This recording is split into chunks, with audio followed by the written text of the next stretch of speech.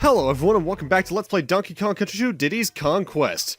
In the last part, we started off Crocodile Cauldron, and now we're in one of the more annoying stages in this world. This is Squawk Shaft, I believe? And the main reason this level's annoying is because the vertical platforming stages in this game, I find myself getting hit more often in practice compared to the horizontal scrolling stages. Probably because it's a lot easier for me to rush horizontally while keeping out an eye ahead of me, while rushing vertically, there's more problems. Plus you saw that pop in with those zingers just in there. Sometimes this game can have that happen. And I forgot to mention this back in World 1, because one of these was also there. But a couple of bonus games in the game are like this one, where they are entirely random where the Krem coin is placed. And you don't always have enough time to destroy all the chests, which means you could have to replay the stage just on the basis of RNG, and that's no good. Around this point, though, we're starting to get the next new variety of barrel, ones that just rotate willy-nilly. You just have to time yourself carefully.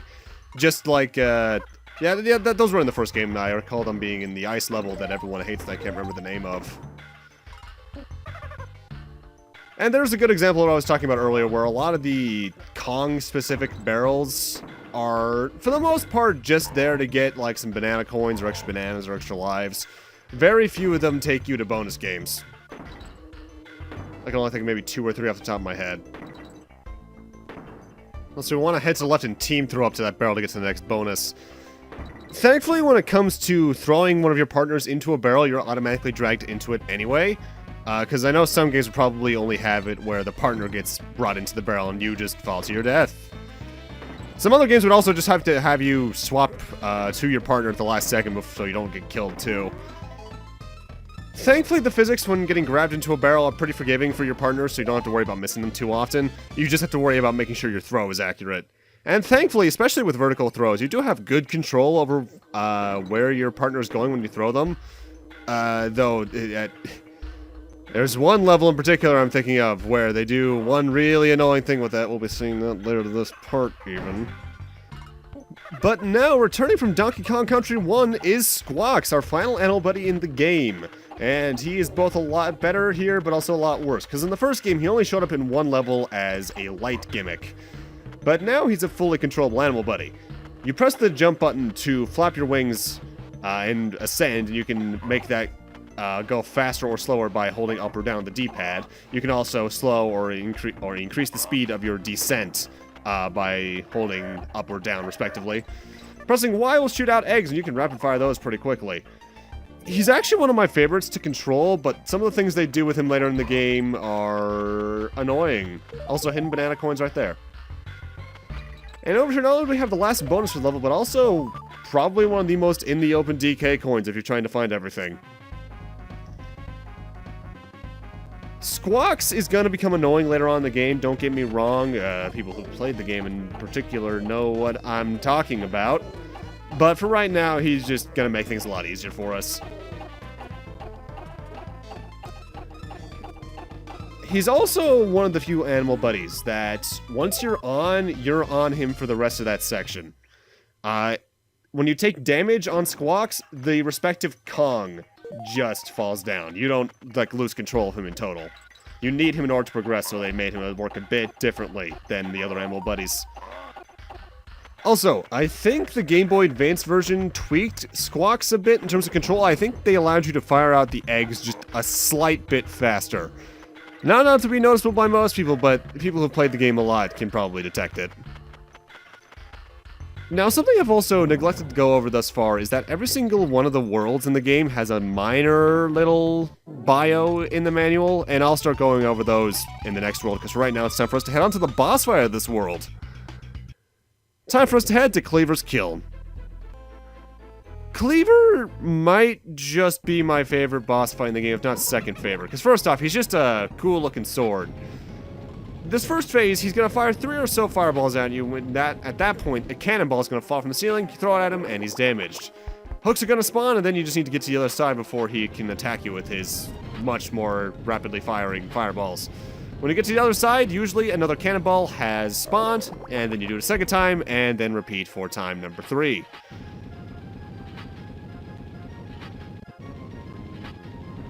Also, I really love this game's boss theme. I forgot to mention that last part. I guess 2 parts ago, actually. However, since I've mentioned that bosses now have 2 phases, we're not done yet. Now, Kleever's on his own, and he's actively trying to follow you and stab you. You can't jump over him normally, but when he's trying to outright attack you, you can. At that point, hooks are going to spawn in an even greater amount. This actually allows you to get the 2 banana coins in the top right of the room. And when you get to the other side, usually the cannonball is still there, and you can attack as usual. However, unlike the first phase, when you hit him here, he's going to go a lot more berserk in trying to attack you. So you need to be a bit more quick on your dodges, and hopefully get to the other side for the next cannonball before he can damage you. Upon the 6th hit, you're done. Boss fights in this game don't actually have, like, a determined... Well, they have a determined amount of health, don't get me wrong, but they don't have, like, an identical amount of health like some other games would do.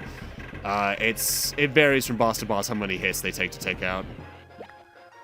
Because I know some games of this genre just make it so that every boss takes 3 hits and they're down. And with that, we're on to World 3, Krem Quay. At least I think it's Key. Also, I forget if I mentioned it at the end of Part 1, but similarly to the individual levels, you know you've 100%ed a world when on the world's map, the name has the exclamation point and the DK coins next to it. And now, time for another new gimmick. Krem Quay introduces rotatable barrels. You can freely rotate these in any way you wish. However, you need to get launched out of your... you need to launch yourself out before the little timer on it runs out. Otherwise, you're just going to get launched out automatically. So make sure you're facing the right direction. Now let's go over those world bios I mentioned a few moments ago. Gangplank Galleons is Diddy's first action takes place aboard King K.Rool's scuttled flagship Gangplank Galleon. Even though this hulk isn't seaworthy, it's still manned by a scurvy Kremlin crew. You'll find lots of hooks and rigging to climb up on here. You can also duck into the flooded cargo hold for more fun. Crocodile Cauldrons is visitors venturing into Crocodile Isle will receive a warm reception from the bubbling lava of Crocodile Cauldron. The key to these levels is to avoid getting burned in the ever-present red-hot lava. Fortunately, there are many different ways to keep your feet cool. Crocodile heads provide safe stepping stones in one area, and hot air balloons will give you a ride in another. And next is Krem Quay here. Yet another Kremlin galleon has sunk here in Krem Quay. Once the port of Crocodile Isle, as if anyone would really want to visit, this place is now swamp crawling with rats and other vile vermin. Some of the underwater action here is particularly gloomy, so you'll need a friend with a light to show you the way. We'll see what that means later. This is the part in the game where I think the difficulty really starts to shoot up. Worlds 1 and 2 aren't too bad, barring a couple levels just being plain annoying. But Krem Quay onwards is where I think the game honestly takes a step up in difficulty and becomes actually pretty hard. I don't think... No, that's a lie. The DKC games are probably some of the harder straight-up Nintendo platformers on the Super Nintendo. I can't tell if, though, that's just because of how Rare went about designing the game, where, don't get me wrong, their design's really smart, but they also trust you to learn the game pretty quickly. Or if it's because, in general, the game just hasn't aged as well and thus became harder because of it. Similarly to Crocodile Cauldron, though, the swamp here acts as a bottomless pit, not as anything you can jump out of like mud. So don't touch the water.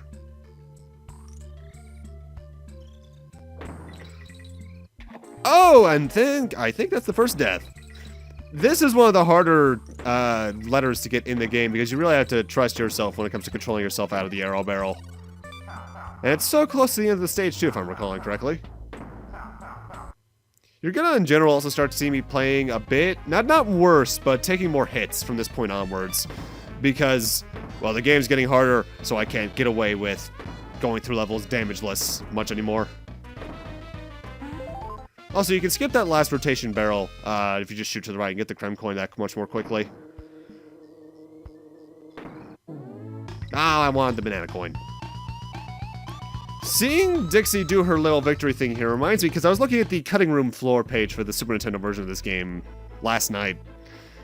And similar to a lot of other first-party Nintendo games, a difference between the North American / European / Japanese version is that any graphics featuring the Super Nintendo controller, like the player slot, like the single versus multiplayer screen, Cranky's, the K.O.N.G Museum, had the button color changed from US to Japan. In the US, it's the usual purple and lavender, and in Japan, it's the usual 4-color buttons. which, by the way, are better looking than the purple and lavender. Don't get me wrong, I like the purple and lavender color scheme, but at the same time, it looks kind of boring. This was also one of those Super Nintendo games, I believe, that had an outright anti-piracy message if the game detected that you were on, like, a copying machine or gave a false positive based off the RAM. A couple of games I remember did that. I've seen Super Metroids at least once through Twitter, and it's just weird to see that in the Super Nintendo game.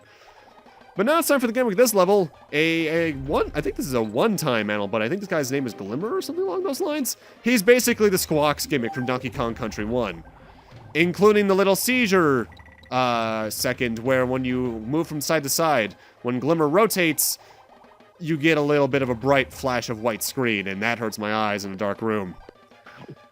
Now, a few seconds ago, I actually paused the game and transitioned away for a second. What that was requires a bit of a story. When I was recording these couple of stages, it was late at night, maybe 2 in the morning, my time, and we had a pretty nasty thunderstorm going on. And when I paused the game, it's not like my power going out what happened, but the thunder was so massive, it caused one of the pictures hung up on the hallway wall outside to fall. And I had to go outside and see what the hell that noise was, and I was surprised to see that it was a picture falling.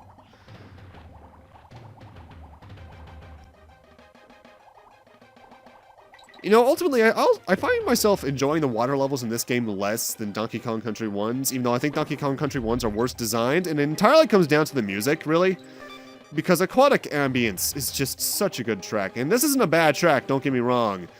But it's the wrong kind of mood for a water level, if that makes sense. I like my water level music to be more calming, even if there is supposed to be more of an urgency going on. Mysterious, I guess, could be more of what I'm looking for rather than just calming. Same with ice levels, they need kind of a mystique to them. I'll take that N. Lockjaw is probably going to be the most consistently annoying underwater enemy for first-timers, just because when he detects you and he goes in to bite you, he has pretty good accuracy. He can almost go at a direct 45-degree angle, so you need to make sure you're at least above him. And even then, I think, depending on when you get above him, he can still attack you like that. And down here's the next bonus for this stage.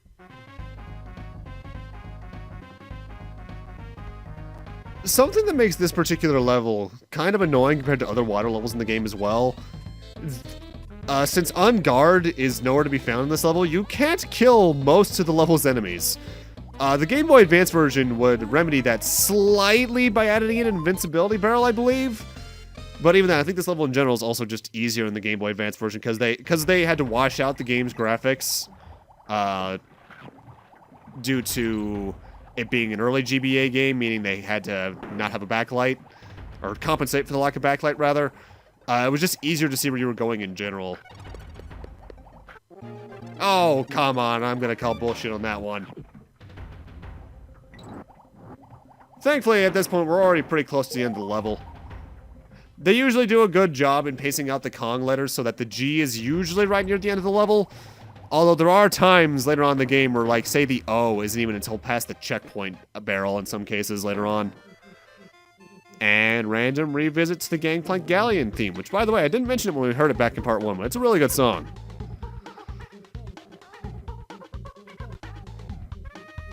Now, if I'm recalling the order of stages correctly, the next stage is one of the ones that annoys me the most.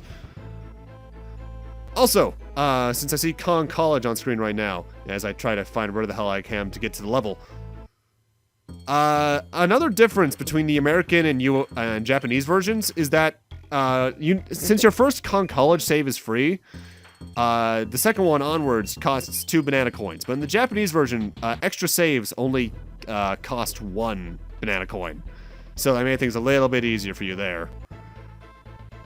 Is this the level I'm thinking it is? I do believe so.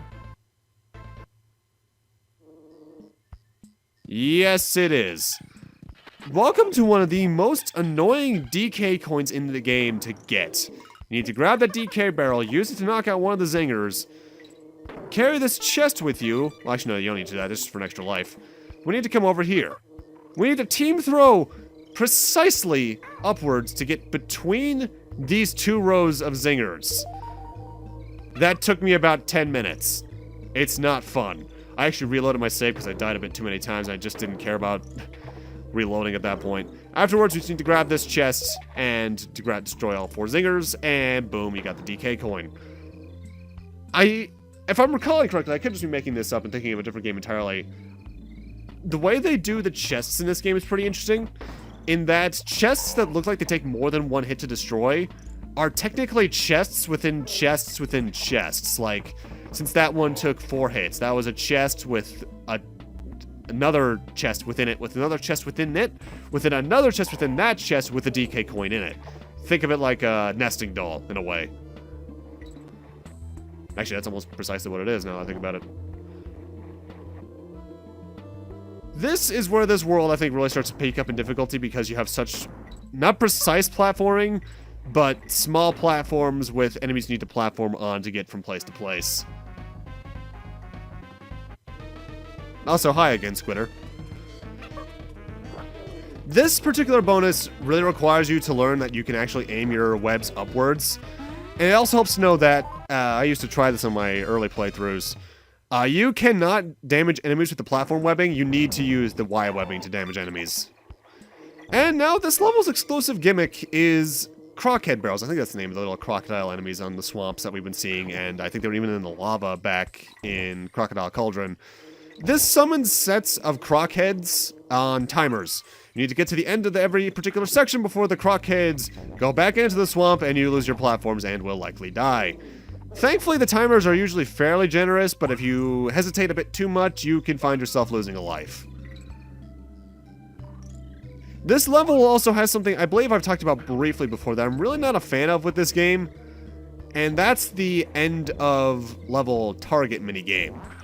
The minigame itself is fine when it's not required for 100%. Because even though I don't get every K.O.N.G letter throughout this game, I like to try and show them all off.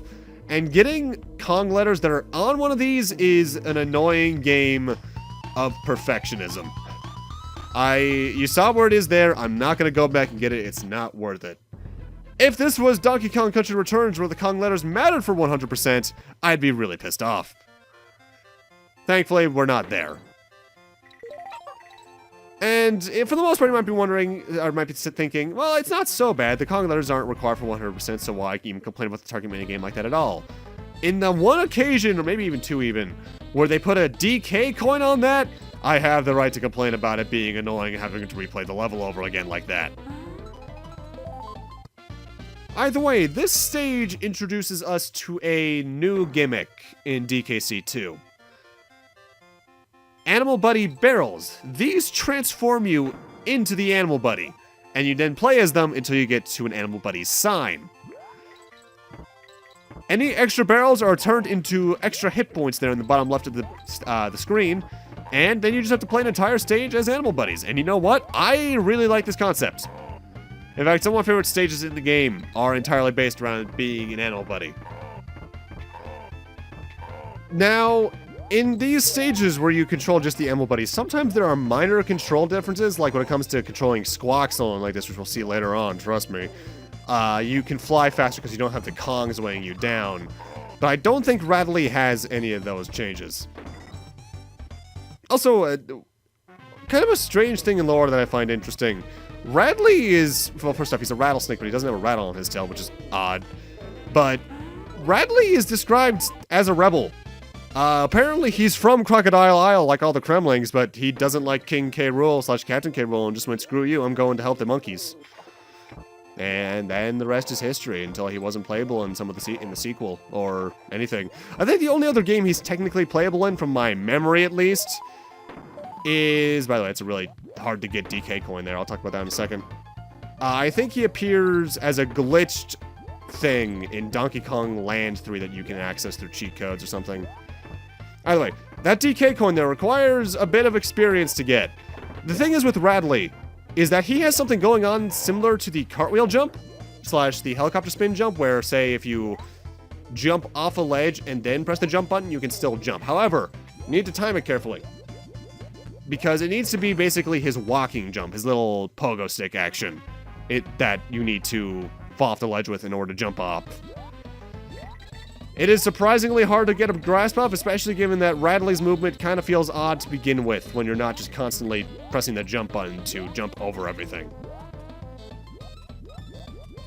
Also, I forgot to mention, I've been using the A button the entire game in order to use the Animal Buddy's special abilities, but you can also do that with the R button, I believe?